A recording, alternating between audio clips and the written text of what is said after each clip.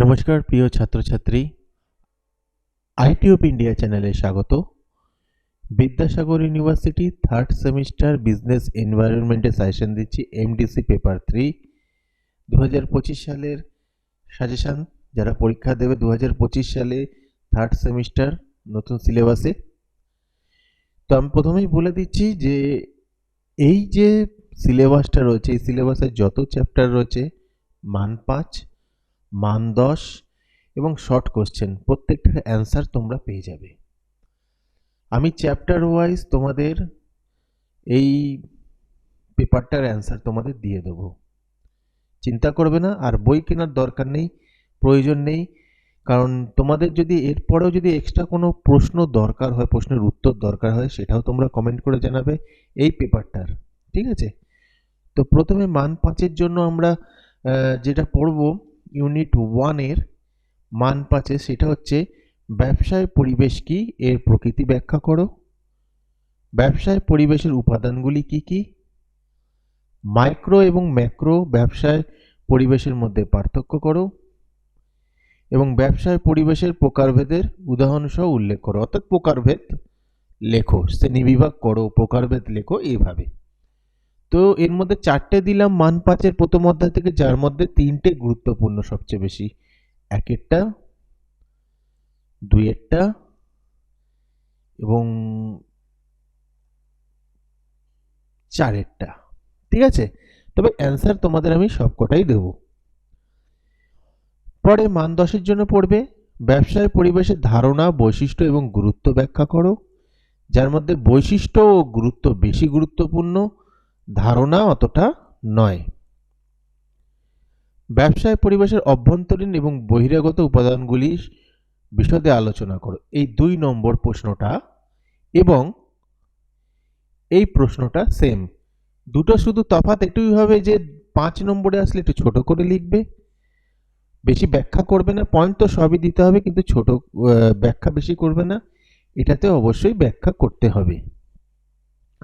ব্যবসায় সামাজিক, সাংস্কৃতিক এবং প্রযুক্তিগত পরিবেশের প্রভাব বিশ্লেষণ করো। ব্যবসায় বৈশ্বিক পরিবেশ অধ্যয়নের গুরুত্ব আলোচনা করো।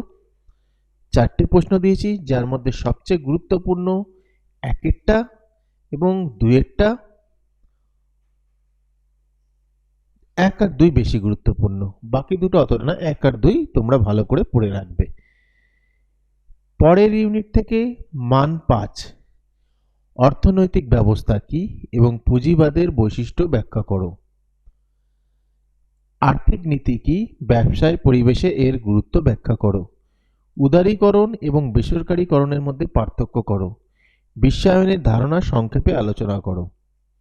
তাহলে এর মধ্যে সবচেয়ে গুরুত্বপূর্ণ অর্থনৈতিক ব্যবস্থা কি, এটা শর্ট কোশ্চেন আসতে পারে, এবং পুঁজিবাদের বৈশিষ্ট্য গুরুত্বপূর্ণ রয়েছে।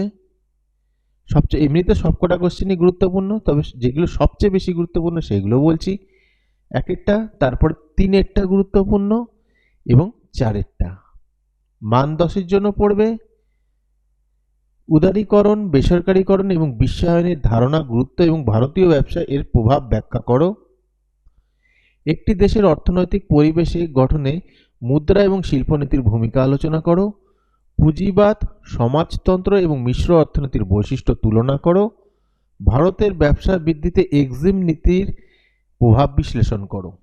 তাহলে সবচেয়ে গুরুত্বপূর্ণ যেটা আমরা পড়ব মান 10 এই অধ্যায় থেকে, সেটা হলো বিশ্বায়নের গুরুত্ব, ভারতীয় ব্যবসা এর প্রভাব ব্যাখ্যা করো, আর উদারীকরণ, ঠিক আছে, খুবই গুরুত্বপূর্ণ রয়েছে, এই তো পড়তে হবে। তবে এই পার্টটা না পড়লে হবে। বেসরকারীকরণ, একটি দেশের অর্থনৈতিক পরিবেশে গঠনে মুদ্রা ও শিল্পনীতির ভূমিকা গুরুত্বপূর্ণ রয়েছে। মিশ্র অর্থনীতির বৈশিষ্ট্য গুরুত্বপূর্ণ রয়েছে, এই দুটো না পড়লেও হবে। এবং 4-এর এটা রয়েছে এক্সিম নীতি, ঠিক আছে। এখানে মিশ্র অর্থনীতির বৈশিষ্ট্যটাই পড়বে।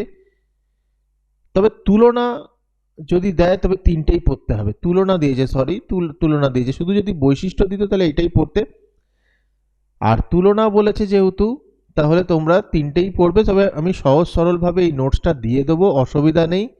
3টের নোটস খুব সহজ সরল থাকবে, বেশি বড় হবে না, একদম যেভাবে ইউনিভার্সিটির রুলস রয়েছে সেভাবেই তোমরা পেয়ে যাবে সঠিক অ্যান্সারটা, চিন্তা নেই।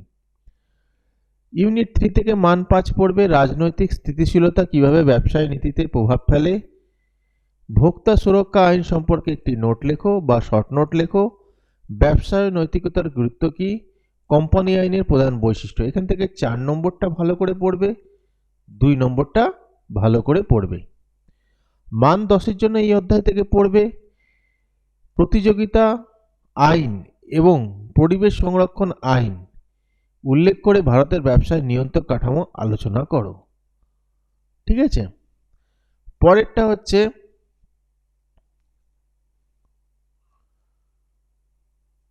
আধুনিক ব্যবসায়ে ব্যবসায়িক নৈতিকতা এবং কর্পোরেট শাসনের গুরুত্ব বিশ্লেষণ করো।